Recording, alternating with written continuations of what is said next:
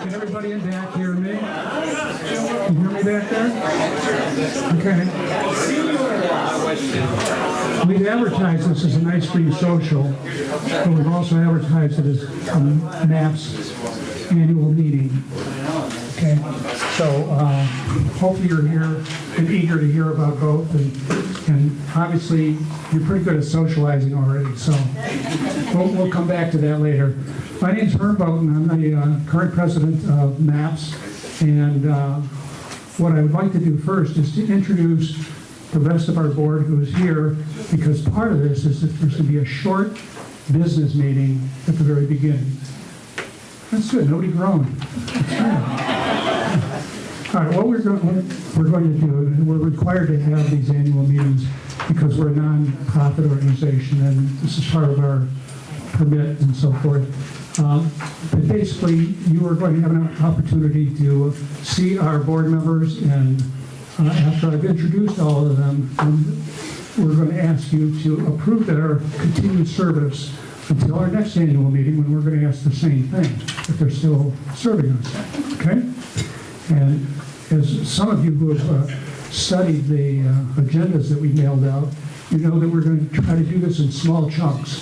I'm going to speak for 15 minutes or less, and then each speaker after that will be for 10 minutes.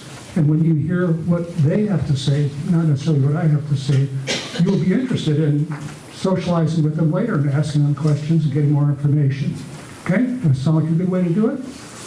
Now, the best way, at least from the perspective of our board members, is that I'm going to read this rather than trying to let myself drift and talk and so forth. So this is going to be the first part of this. And as an ex-teacher, I hate to have to read in front of a group rather than speak. Anyway, good everyone. Oh no, I already said good evening, everyone. All right, I'm going to start with the board of directors in no particular order. I'd like to introduce our current vice president, Donna Perla. This is Donna. And then Jill Lynch is our newsletter editor. So if you enjoy reading our newsletter, thank Jill for that. Pete Morris is our treasurer. So if you have money you'd like to pass along, you can remember back there. And then Deb, is Deb Chapman here? There's Deb. She just came here. Grand entrance. All right. Thank you, Deb. Darcy Ashman.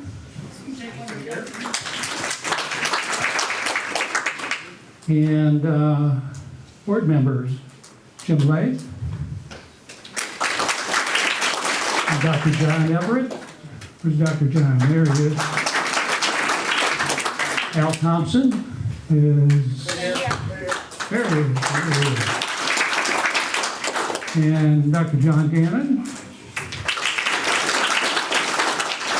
And our newest addition to the board is Graham Tillerson. And where's Graham? There he is in the back.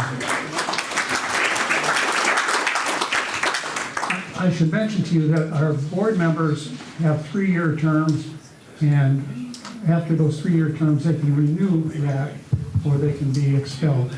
No. That's a teacher in me. So anyway, basically, I think what we can do now, is Patty Murdoch here? Yes. Oh, Yeah.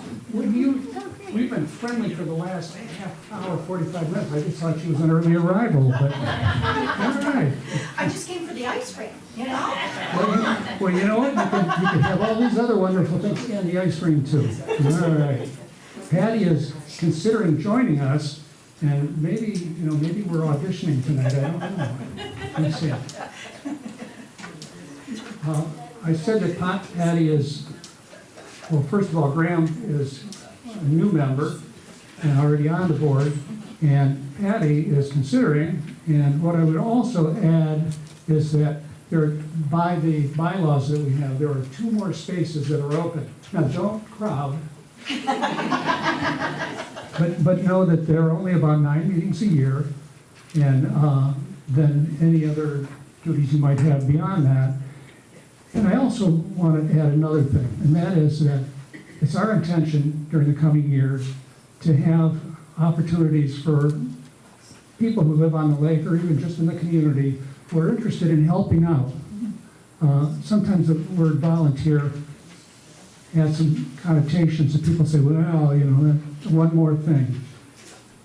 Sometimes the other side of that is that there may be a real focus of something that you have concerns about the health of and our stewardship of Mullett Lake, and you'd like to help out, but you don't want to go to 9 meetings a year and be a member of the board and so forth.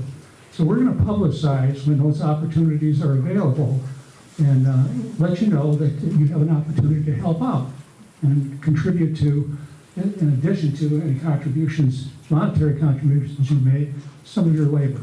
And I'd like to describe what those things are, but we don't know just yet what those will be. Okay? I said I was going to read this, and I'm not reading it. Okay, so I'm going to call this business meeting to order. Okay, I'm ready now. All right. And we typically do this, so we're saying at 5:43 we were starting this, and we'll put that in somebody's notes. And then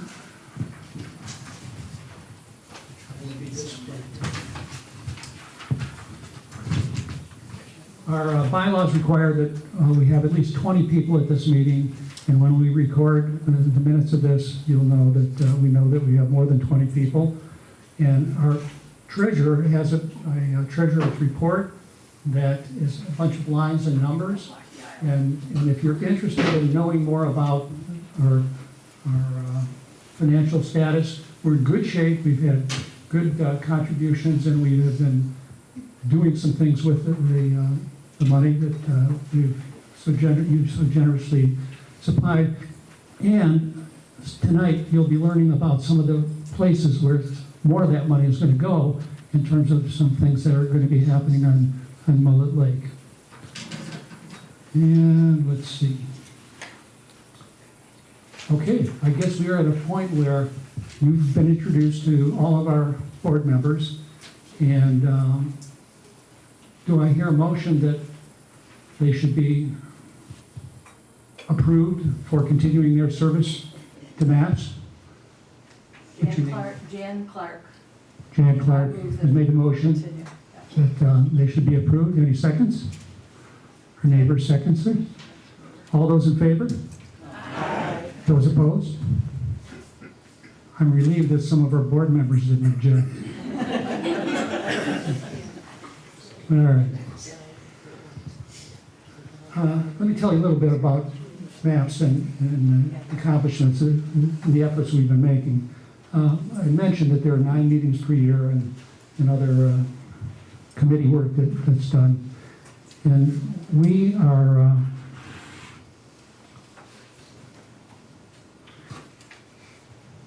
one of the things that's important with MAPS is that we are, there's 10 of us, okay?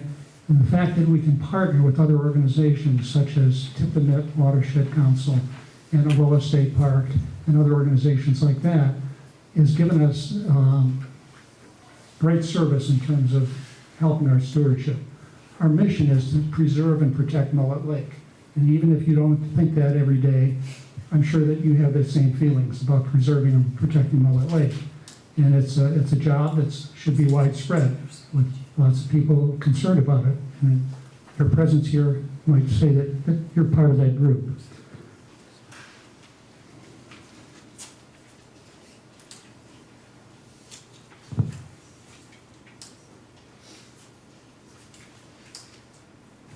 I'm at the point of saying, heck with this, I'm just going to talk.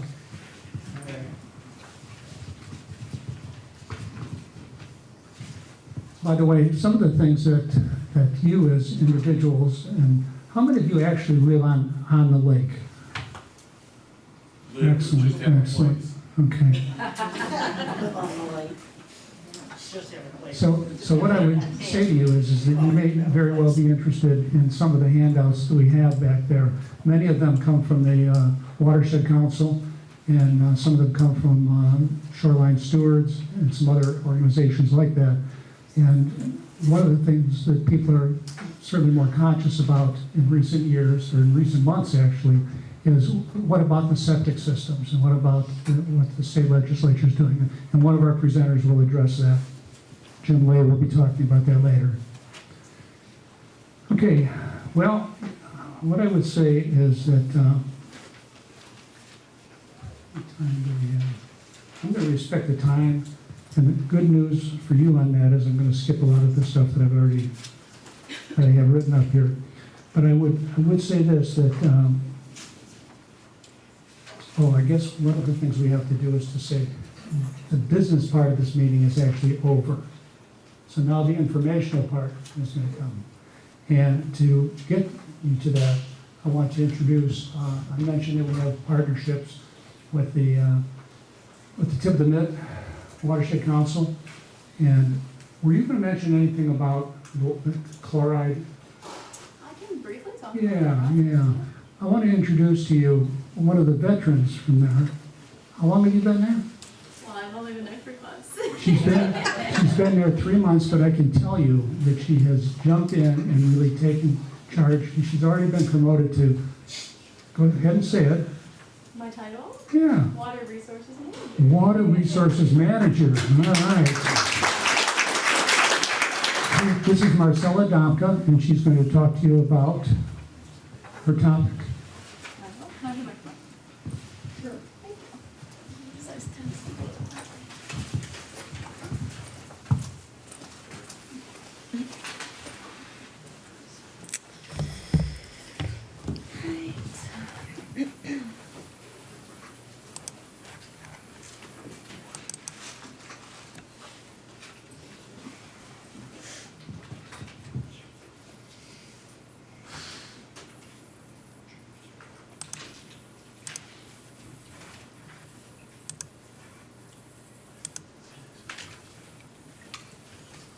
Is there a way to advance?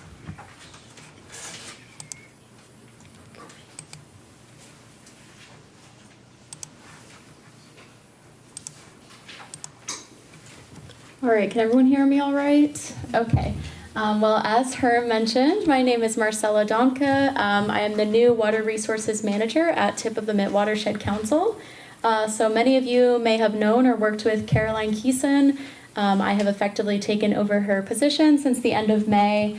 I just received my master's in fisheries and wildlife with a specialization in ecology, evolution, and behavior from Michigan State University. So go green. I've had a wonderful time at the Watershed Council in my past 3 months, and everyone's been very welcoming. And I've enjoyed talking with Herm and Donna, and MAP seems like an excellent organization. So I'm very, very happy to be here tonight. So I just wanted to go over the WMP, or the Watershed Management Plan, that covers Mullett Lake and the Lower Black and Cheboygan Rivers. So I will be discussing sort of some basics about that tonight, and I'm going to time myself because I tend to speak a little long. So. So at Tip of the Mitt Watershed Council, we do have a primary mission, and that is to protect our lakes, streams, groundwater, and wetlands through many different avenues, and these include restoration, education, research, technically sound water quality monitoring, as well as respected advocacy. So we do have many avenues at the council. I'm sure many of you are familiar with our work. But our goal in the end is to preserve the great waters that we have in northern Michigan. So this is a map of our service area here on the left. Our service area does include 4 major counties, and those are Antrim, Charlevoix, Cheboygan, and Emmett counties. Water resources in our area, there's a huge range of resources. We have more than 2,500 miles of rivers and streams. Multiple blue ribbon trout streams, which is really awesome.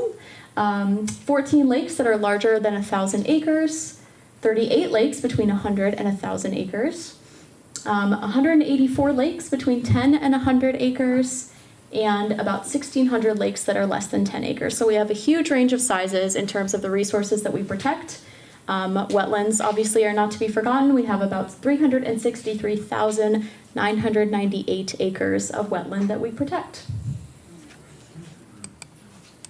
So, So going right into the basics of the watershed management plan, if we think back to previous attempts that have tried to develop something similar to the WMP, we do have some older plans, such as the Mullett Lake Watershed Protection Plan from 2002, and then the Watershed Management Plan for Mullett Creek from 2011 and 2012, as well as the Cheboygan River and Lower Black Watershed Initiative from 2003. Now, many of these were way before my time, but there were attempts to kind of accomplish the same goals that we're hoping to accomplish with the WMP.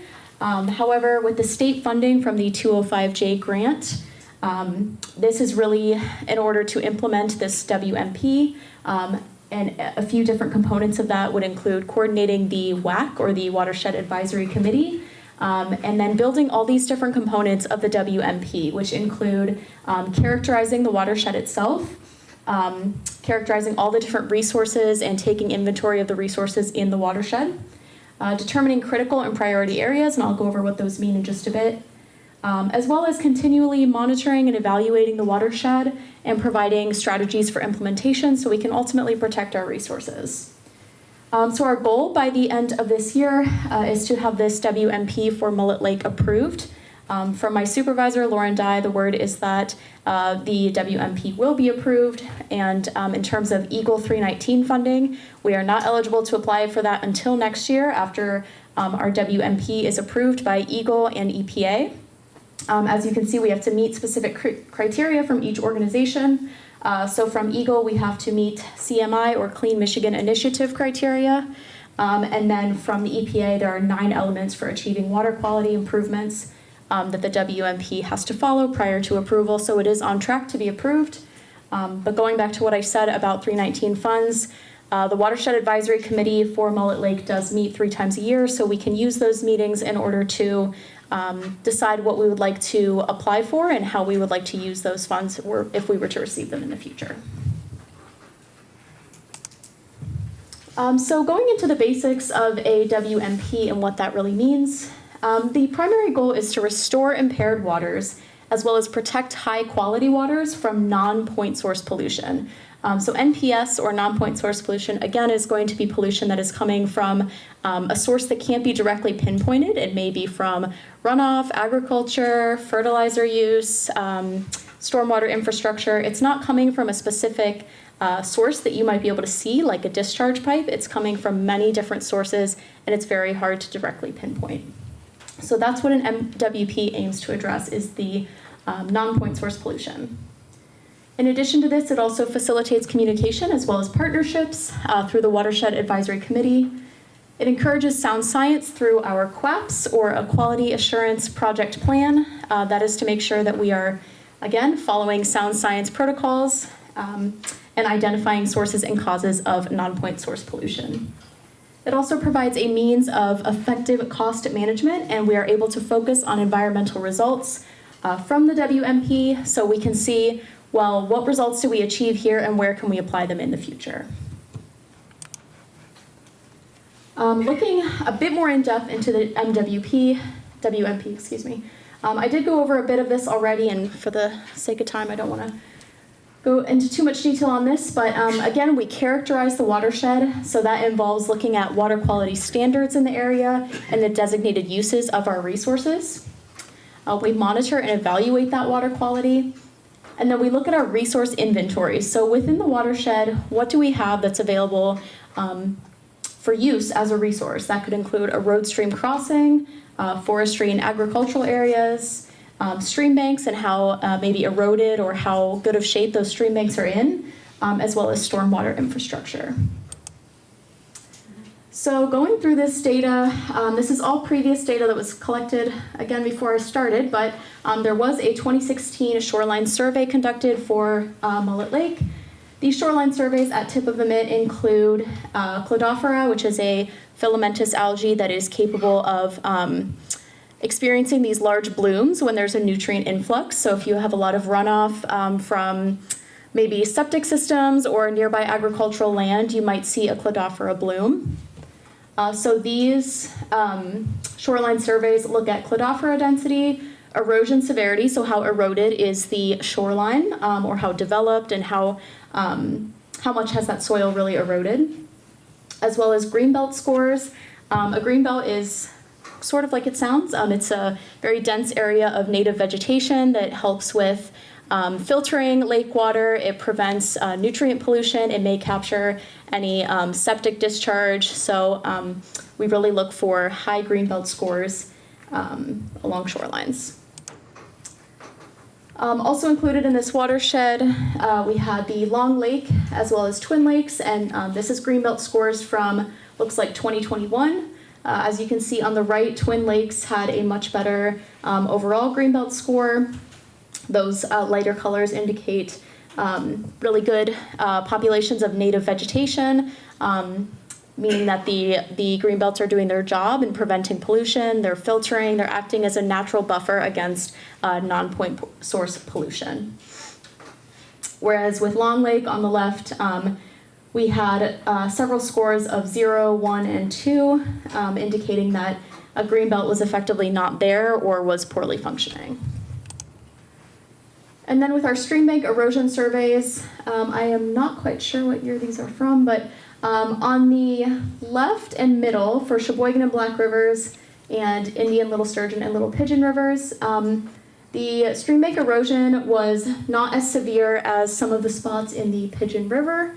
You can see we have a few orange and red dots in the upper part of that right figure. So why did I just show you all this data?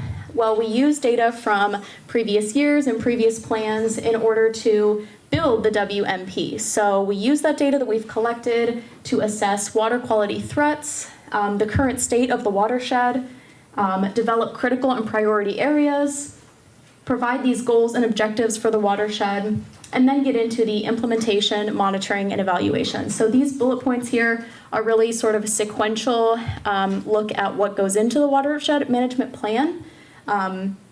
Essentially, they are providing different chapters of the WMP, and we use data that we've previously collected to build this WMP. So into the critical and priority areas that I have been talking about, you can see critical areas are highlighted in that green seafoam color, and priority are in red. The difference between the two is that a critical area is an area in the watershed that is in need of restoration. And then a priority area is a pristine or well-functioning area that we'd like to protect, and we'd like to keep it in that state. So the WMP manages or aims to manage and monitor both critical and priority areas. Getting into the end of this presentation here, these are, again, different implementation categories, so there's a whole lot that the WMP will cover, or is covering as our staff is working on that. There are many different categories such as stormwater management, hydrology, invasive species, septic systems, wetlands that the WMP will cover, and there are many different individual goals listed under each category. So here's an example of shoreline and stream bank protection goals that are in the WMP. Sorry about that. It gives you estimated total cost, as well as years that we would be projecting these goals over, and it goes into detail about our best management practices and our implementation steps for the WMP. So this is just an example of a huge portion of the document. I'm actually not gonna, well, I'll briefly touch on this for time's sake. I don't want to talk about it too much, but a good example of a previous WMP is with the Mullett Lake watershed. So I have grant details on the left as well as partners on the right. So this is an example of how we've effectively developed a WMP for another watershed. So just to provide a good example there. And then these are some of the major goals and tasks from the Mullett Lake watershed management plan. So you can get kind of an idea of what we were focusing on with Mullett Lake in terms of bioengineering, shoreline surveys, and strengthening water protection ordinances, just to name a few. I do not have a concluding slide here, but my business cards are on the table in the back if you have any questions. I don't think we have time for questions, but if there's anything you'd like to ask me about, feel free to take a business card, and I am checking my email every day, or you're welcome to call the office. So that's everything I have for you.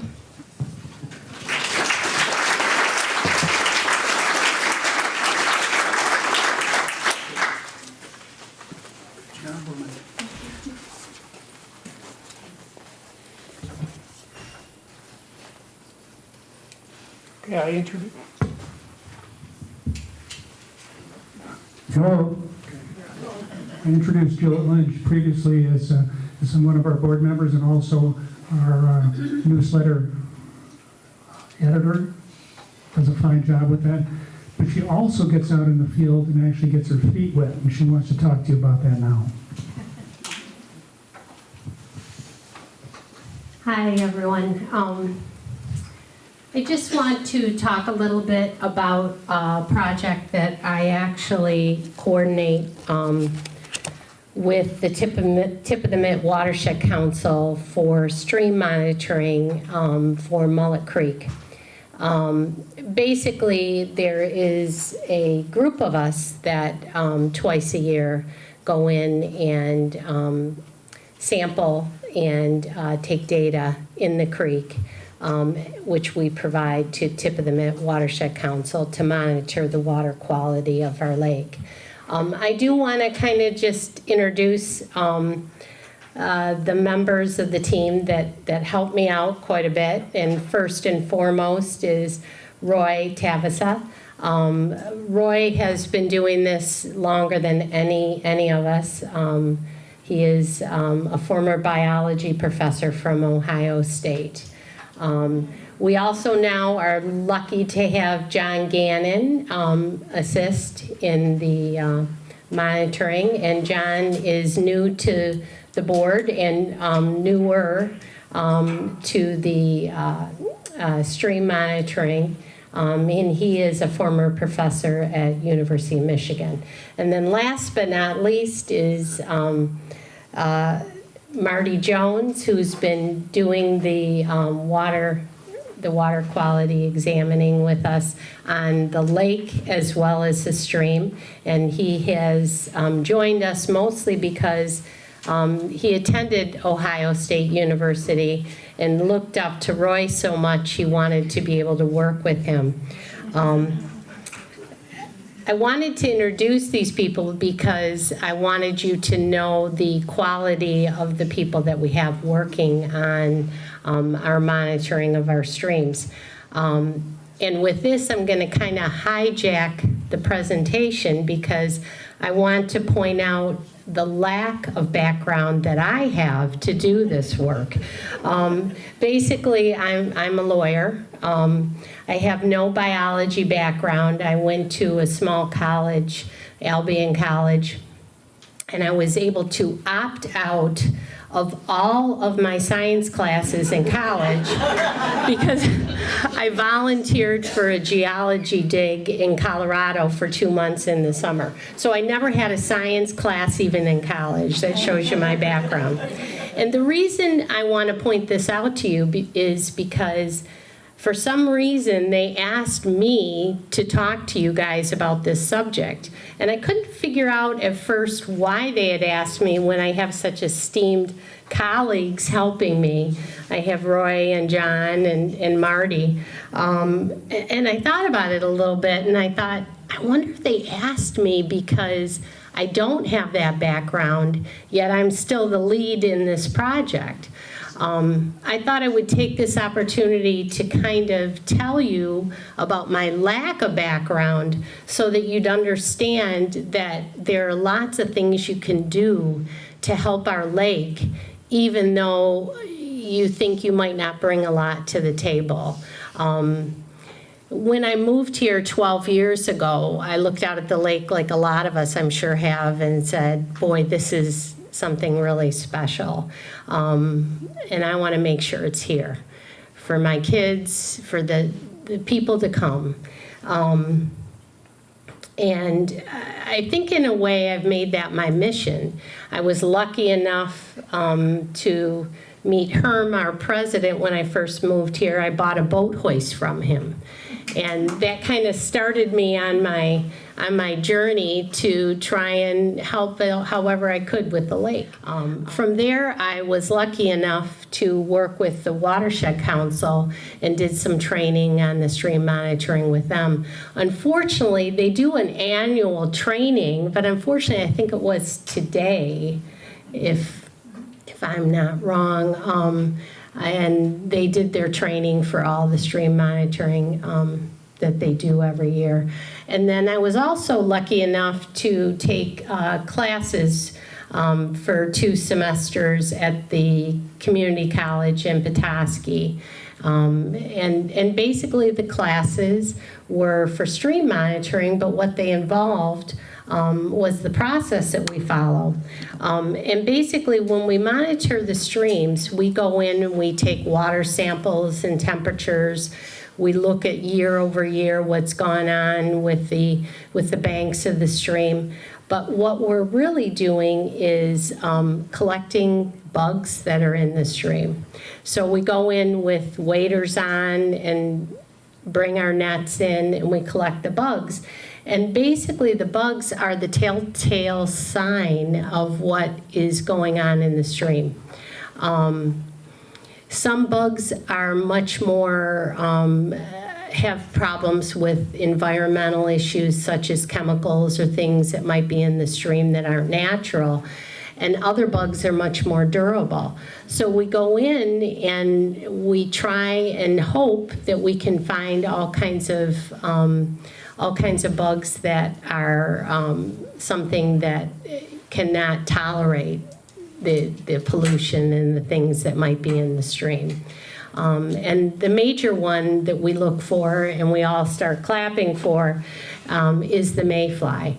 And we all know that is the fish fly. That's what I always called them growing up here. But they're actually born in the water. They're in the water when we do our stream monitoring. And they don't do well with environmental issues. So if we go in and find a lot of mayflies like we did this year, we're super happy. So when people start complaining to me about all the fish flies, I say, do not complain. That means all is good. So that's what we do is basically go in the streams, take data, and collect the bugs. That's kind of the process. We also have quite a bit of stoneflies in Mullett Creek and caddisflies. I'd say those are the main water inhabitants that we find in Mullett Creek. We were really happy this year that we saw quite a few minnows and some crayfish and some brook trout. Right, Roy?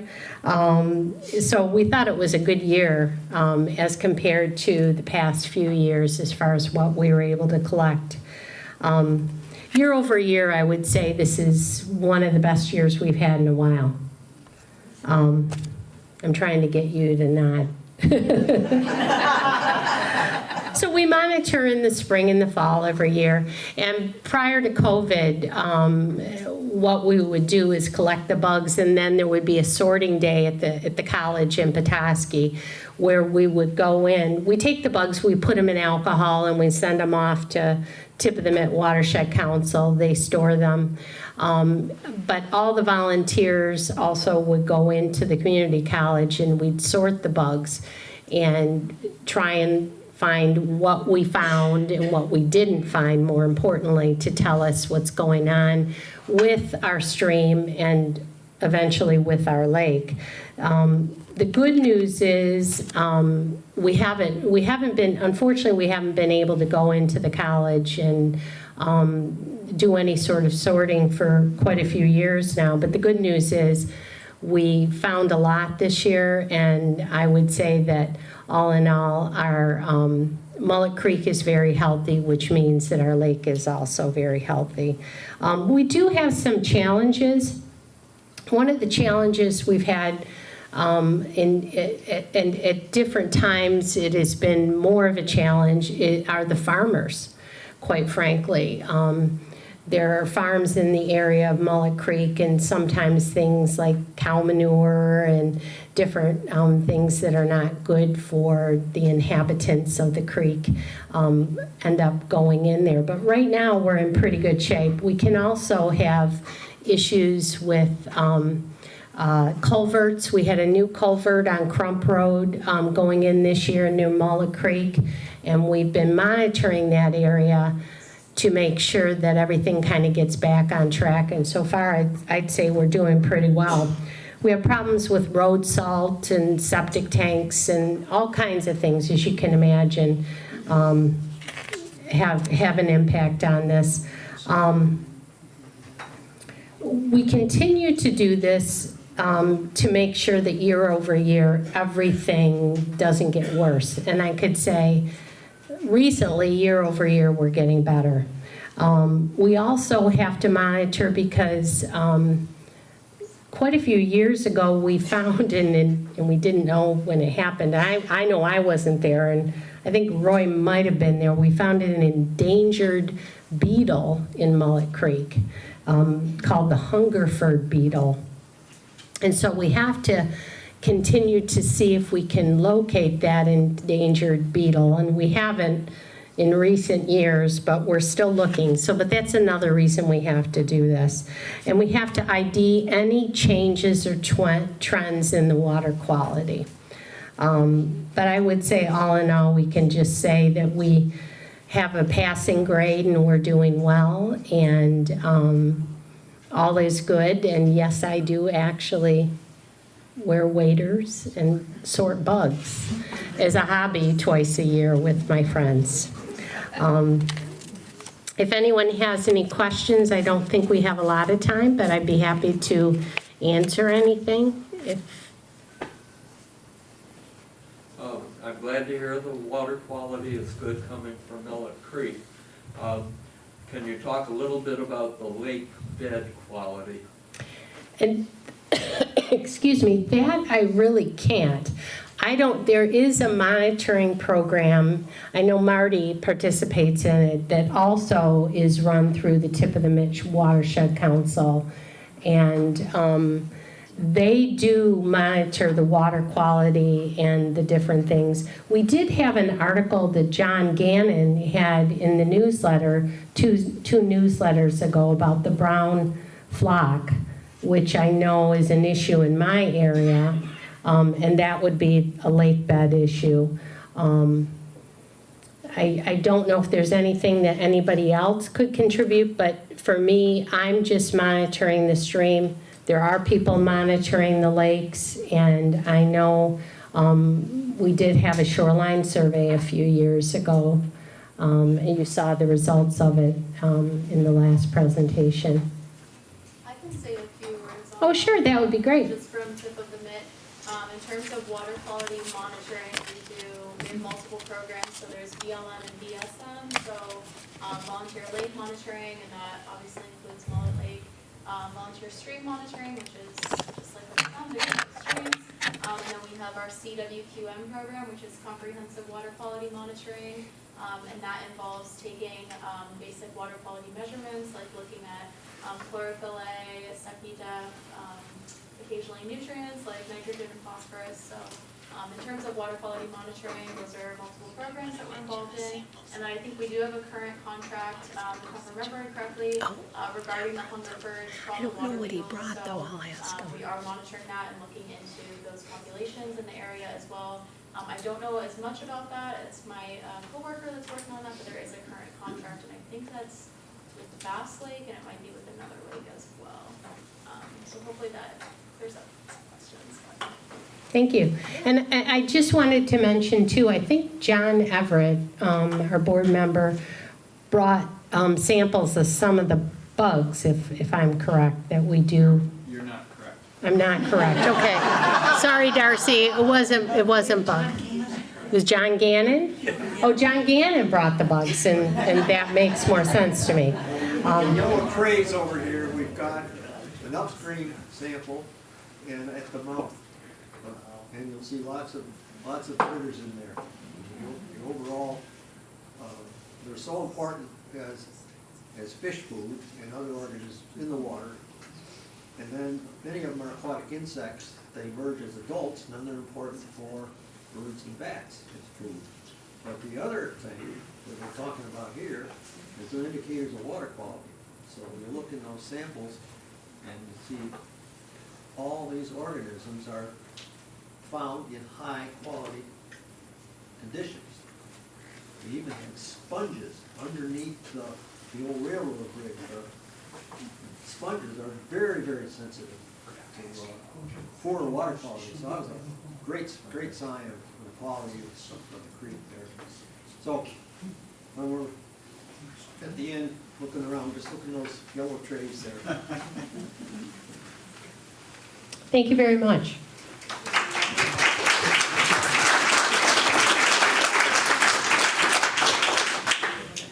So they needed a sharpshooter, and so they asked for a resume, and he sent in 1,000 yards, 4 bullets, right in the bullseye. He didn't say anything else. I thought, well, how can I get everyone to listen without saying much?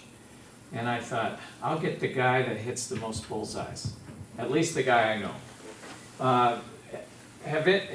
Do many of you fish Mullett Lake? Who fishes? They don't want to admit it. Just a few. Well, you might fish more. So I've lived here 35 years, and I've never really done real well on Mullett Lake. But I keep hearing about this guy named Steve Phillips, and I'm thinking, yeah, right. So I said, I'll find this guy, and I'm going to find him for our meeting, because I think everyone should have an interest in fish on Mullett Lake. But I'm in charge of the fishing in Mullett Lake. So I asked Steve, would you be willing to talk? And he said, sure. I said, how are you doing this year? He said, well, this was in July, early July. He said, well, I've caught 900 so far, but I don't count perch.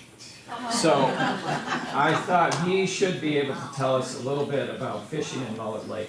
Steve, come on up. And while he's coming, I do want you to know I have spoken with Tim Swilinski, who is the DNR, one of the heads of the DNR, who does electric surveys of our fish, and they're reproducing really well. In fact, the walleye, they don't plant them in our lake anymore because they're reproducing so well. I don't know where they're at, but they are reproducing. So Steve. Thank you. Thank you. My name is Steve Phillip, and I'm a fishaholic. With that, 30 years ago, my in-laws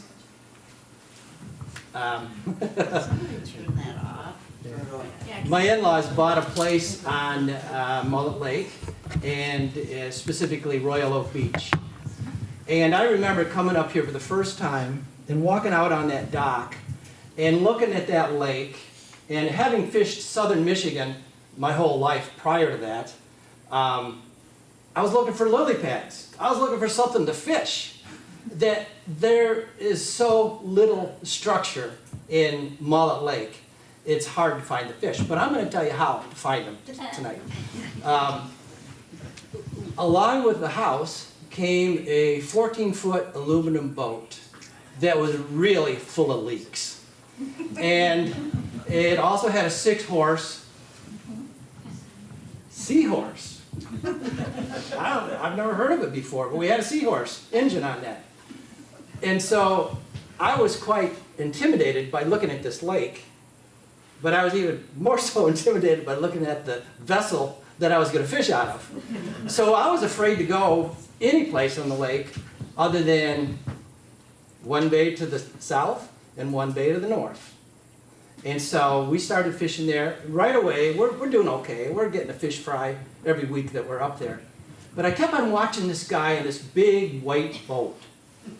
And that boat was named Alpha. Does anybody here remember whose boat that might be? Yes? Tony Naylor. Tony Naylor. Tony Naylor loved to fish, and could he catch the fish? So what I did is I watched him. he would just motor out into the lake, throw the anchor down, he'd pull out his perch pole, catch a perch. Then he'd pull out his pike pole, put the perch on for bait, and that guy caught pike like nobody's business. And now some people here might think, pike? Who would eat a pike?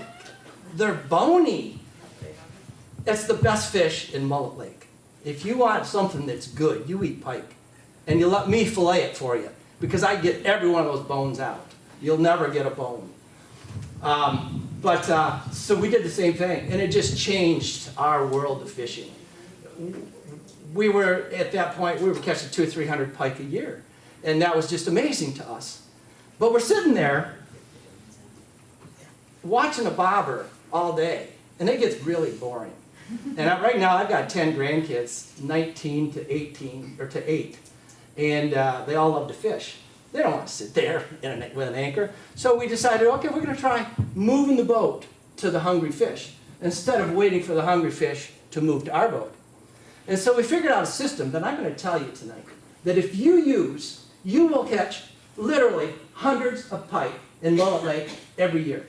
We're at 865 for the season. Perch is all based on perch. Perch on a bobber, we slow troll backwards so we can troll slow enough so that the bobber, the weight of the bobber holds that perch down. Now, it's painfully slow. We're talking, if you can go 0.1 miles per hour, that's what you do. Don't go any faster than 0.3. And the only way to do that is to troll backwards, into the wind, and then I put 3 water socks out in order to go that slow. But what that allows you to do is you can fish a pole on either side. We use really long rods, so you get quite a spread, maybe 12 footers. Set the drag really light. So, because most of the time we're messing around and we don't see the bobber go down, but we see, but then you can hear the drag going out. So if you set it really light, you just hear it clicking. So you immediately get up, open the bail so the fish can have some line, because if they feel it, they'll spit it out. And then tighten the drag and then whack them. And I really mean whack them. I've got some 13-year-olds, and man, can they set the hook on a fish. And that's what it takes with pike. And it's a single hook that we use. We don't want to, we throw, if we catch, we'll catch about 1,200 this year. Actually, we need one more to get 1,200 fish this year, not all pike. We may clean 10% of them. We just throw a lot of fish back. And the reason, part of the reason that we catch so many fish that we want fish is we work in close contact with the Lamprey Research Center over in Hammond Bay. And we provide, by catching as many fish as we can, we look at every one for any kind of lamprey wounds. Sometimes we actually get lampreys on the fish. And then we do kinds of sorts of research on that fish in the boat, because most of them we throw back, and then send that information over to them. And at the end of the year, we'll tell them how many fish of each species we caught, and then from that they can extrapolate the lamprey population in the lake. And then they'll know what means they need to use to control them. But where was I? I was still pike fishing. So going that slow, you're able then to cast a lure, because you're not trolling fast. So you can fish up front, which is really the back of the boat, or if I got some of the grandkids in the boat, they're all casting as well. And for that, if you're interested, we use a 1/4 ounce jig with a piece of plastic, Mr. Twister, Walleye Assassin, anything like that, and then tip it off always with a piece of perch. Take a perch, fillet it down one side just like you're cleaning it, and then cut that right down the middle and put that on as well as the plastic. And it's dynamite. Well, half of our fish come on those jigs. The other half probably on the perch and the bobbers. And the good thing about that too is then you're fishing for everything. I was fishing this morning and I caught 10, 8 pike, a walleye, and a 21-inch smallmouth, which is a monster. And I caught all of them using that system. I mean, and one was a 31-inch pike. So the fish, if you ask a fish biologist about pike in Mullett Lake, they're going to say it's a lousy lake for pike. Because like pike per acre is really small. But if you know where they're at and where they're concentrated, and this is where I'm going to tell you, you just look for weeds. All you do is look for weeds. Not very many weeds in Mullett Lake. But if you can find weeds, you fish the outside of them, the deep part. It'll never go more than 20 feet. Usually it's between 12 and 16 foot of water. So that's what you want to stay in as you're trolling backwards. And that's the best structure for pike.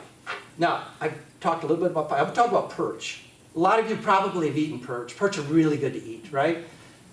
One of the most popular fish in the state of Michigan for people because they're so good and they're fun to catch.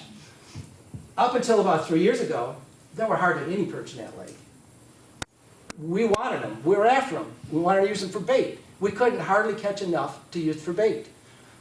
3 years ago, they all of a sudden showed. I blame the lack of perch to all the planted walleyes. They put 1 million walleyes in Mullett Lake, and I think they all ate all the perch because you just couldn't catch them.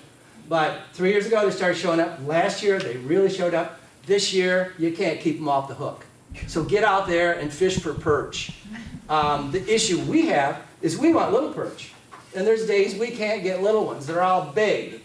Now, what kind of a problem is that? You know, I don't want that 12-inch perch. I personally would rather clean one pike than 25 perch and get the same amount of meat, right? It's just quicker to clean one. What about walleye? Really quick on walleye. Totally intimidated by Mullett Lake. When we first came up here 30 years ago, there probably weren't any walleye in here, or not very many. But boy, are there walleye in that lake right now. The best, most consistent way to catch those is in the dark. It's a trip. The first time you go out and fish in the dark on Mullett Lake. But those walleyes, not all of them, a lot of them come in really shallow. I fish between 5 and 10 feet of water at night and just clobber the walleyes. They're stupid. They're smart during the day. I consider a walleye a finicky, finesse fish. And I can't hardly catch them in the daylight. But man, you sneak around in the dark and you nail them. We've caught 265 this year. And the walleyes in the lake now are like bigger than ever. We've caught probably 40, 20-inch plus walleyes this year. All at night. Here's the lure. Anything kind of like a rapala, if you fish, you'd kind of know what a rapala is. They've been around for eons. And you get the floaters. You get the ones that run really high in the water. Because if you're fishing in 5 foot, most of those stick baits are going to hit on the bottom. You're going to get cut-offs. You're going to get a lot of weeds. But that's the way to catch walleyes at night. Be prepared to be frustrated because it's dark. And you don't know where you are most of the time. You kind of just follow your fish finder. If you stay in 6 feet, you're probably not going to run into somebody's dock or somebody's boat. But you might. Sometimes people put boats way out there. Yeah. I appreciate when they put some solar light on them because otherwise, I have come so close before. But I have not hit one yet. Yeah, rapalas. Yeah, be frustrated. You're gonna get tangles. My nephew fishes with me a lot. He calls it epic fail because I've got all 3 lines just blah, blah, blah, blah, blah. And you can't fish like that. You just pull your lines in, you just start cutting stuff and then tie them back on and hope you still have enough line to fish. So that's kind of it. I fish everything on that lake. We caught a sturgeon this year. Isn't that amazing? 4 years ago, I should stop. I'm going to tell you this story. 4 years ago, fishing for a pike in 6 foot of water, I hooked a fish that just went. So we started the motor, and we followed this fish. We fought it, and I could see it. It was at least a 100-pound sturgeon. It was incredible. I just wanted to get it to the surface so I could take a picture. Because I know you're not supposed to touch them, you're not supposed to do anything with them. You just unhook them and let them go. But I did pull him in the boat because I have to look for lamprey wounds. No. Unfortunately, he had never been wounded by a lamprey that I could see. Nothing fresh anyway. But that wasn't that one. That was the smaller one I caught this year. I'm getting confused here. But the big one, fought it for 3 hours. I pulled some chest muscles and he broke off. I never got it. I felt that all summer long. I almost couldn't fish. I could fish. Any questions? Yeah, Tony. I'm Marty. obligated to say something here.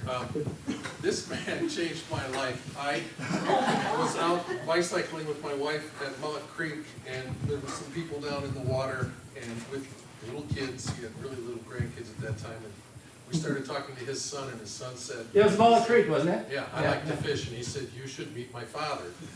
And I met his father, and then his father took me out fishing, and I went from catching a fish every other trip to 3 to 4 fish a trip. What's fun about him is he shares everything. He took me into his house, and he had smoked pike and all kinds of other pike, but what I won't forget was there was a line of sleeping bags of his grandkids stacked like cordwood, and they were fighting over who was going to get to go fishing with him that day, and the kids were sobbing to go fishing with him. It's tiring. I get back from fishing and there's a lot of grandkids at the end of the dock. Oh, let's go. Well, I gotta pee. Just give me a chance. I text with him multiple times a week. He shares everything with me. The sad part for him, you tell them, what time do you leave to go walleye fishing in the morning? Well, it depends on, I'm getting older and I have to get up and pee a lot. So if it's like after midnight, I'll just go fishing. Yeah, he told me he'd take me, he said, I'm going about 3.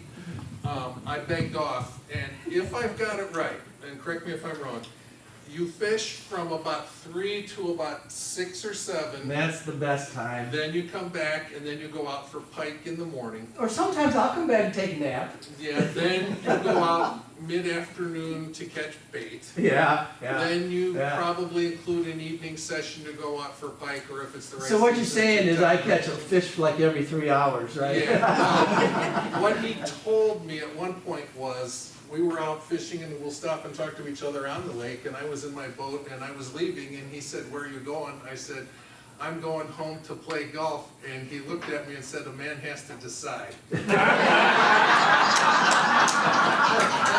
When you golf, you don't bring anything home to eat. No.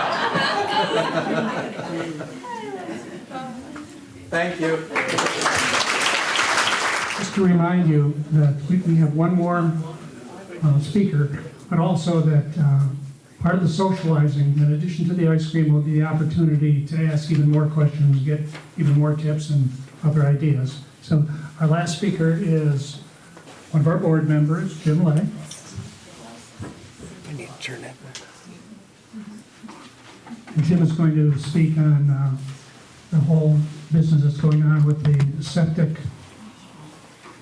debates, I guess, that are going on in Michigan. You're probably aware of the fact that the state of Michigan is the only state that has no statewide septic inspections or any kind of regulations like that.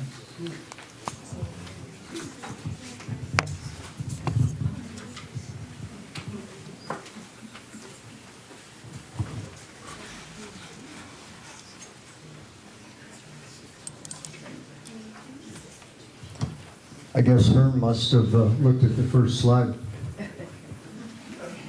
My name is Jim Lay. I'm on the MAPS board, and when I joined the MAPS, it seemed most everybody that was there had some kind of a niche of something they were good at or at least interested in. And septics was my niche, or is my niche, on the board. So welcome you if you have questions and stuff. My name and number is on the publication. Be sure to call. I'm not certified or licensed or anything, just always interested in it. I was a 8th grade science teacher for 40 years and was just very interested in that kind of thing. And I know it's a major impact on lakes. It's a very important part of the health of our lake.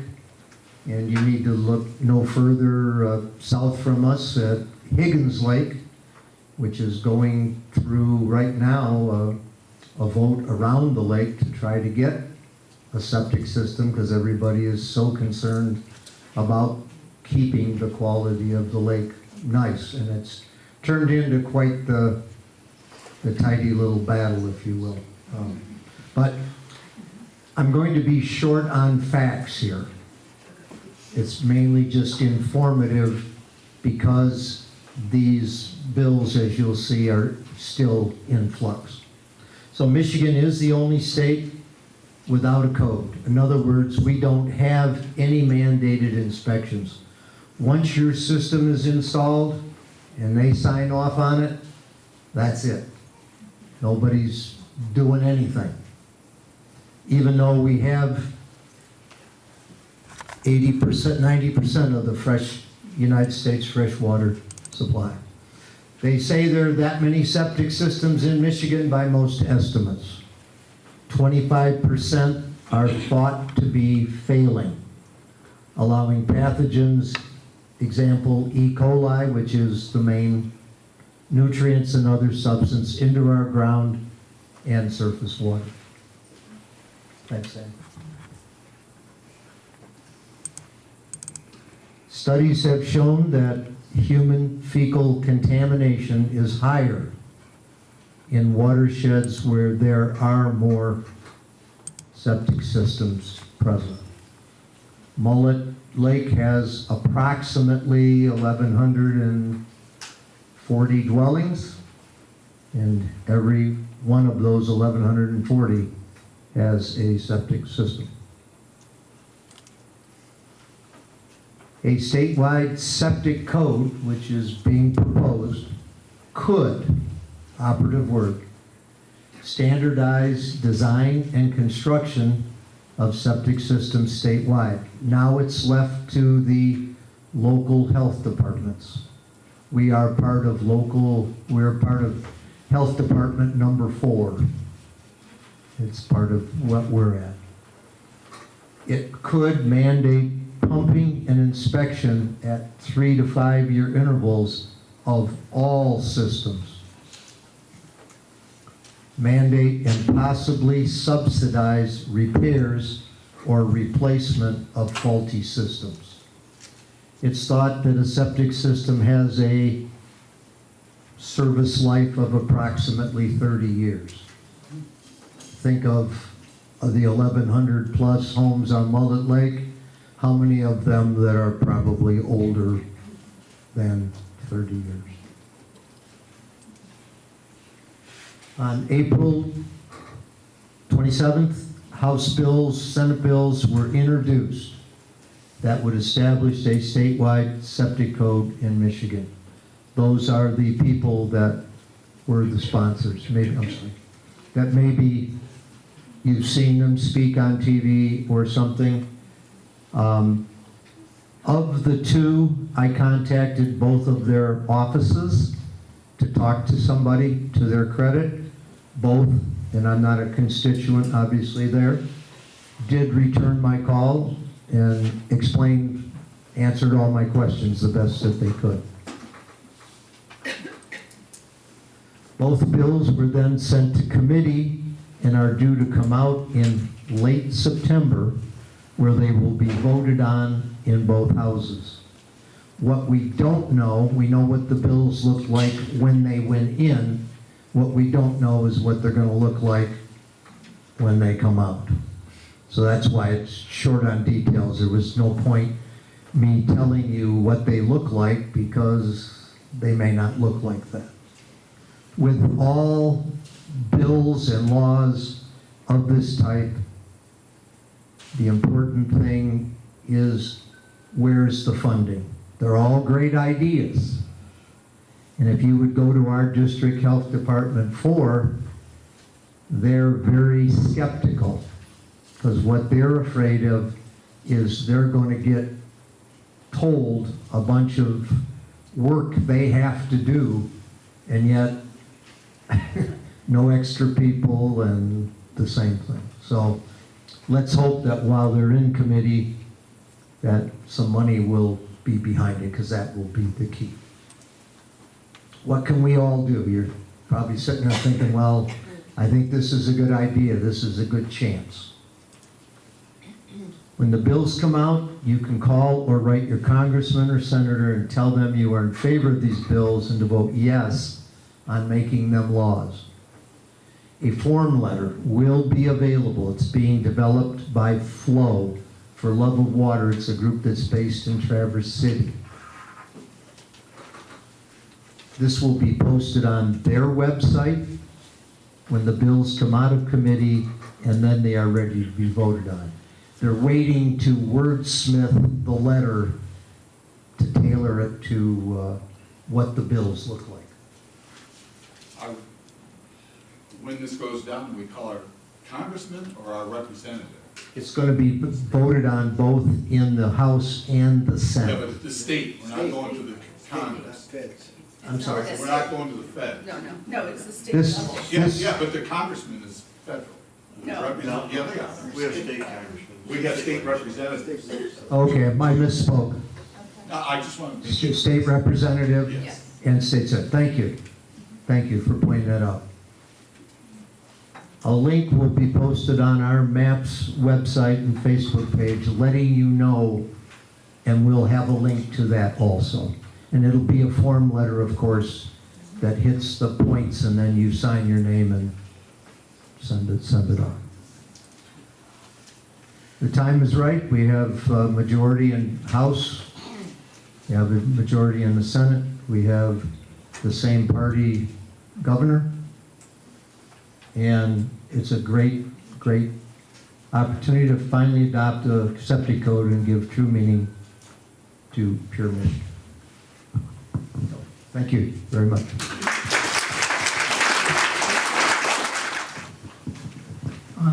Our Vice President is going to have the last word, but I just, before I turn the microphone over to her, I want to thank you all for showing up today, and our speakers. We hope we've covered things that or at least aroused your awareness of some topics. Encourage you to, as I said earlier, we'll be around as we eat our ice cream. We can socialize and ask questions.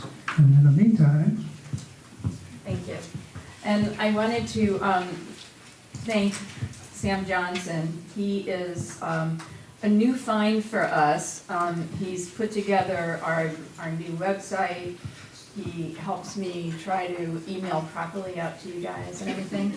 And so thank you for recording this. We will try to post this on the website as well. So we're really trying to get our website to be another portal of information for you guys. So that's one thing, and I want to just profusely thank Sam for being here.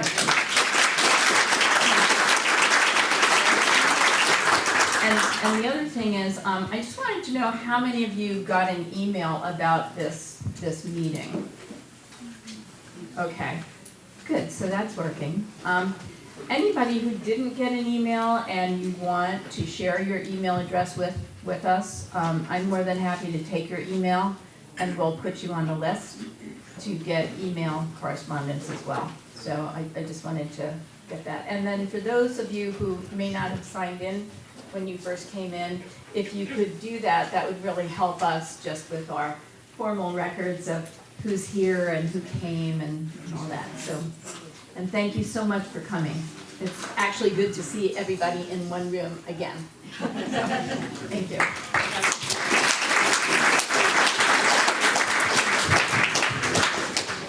we're about to announce an important event. We're going to wait. Ice cream out of you can get yours. I think I turned it off. We'll just put this here. Thank you. Live, Huh? one other thing.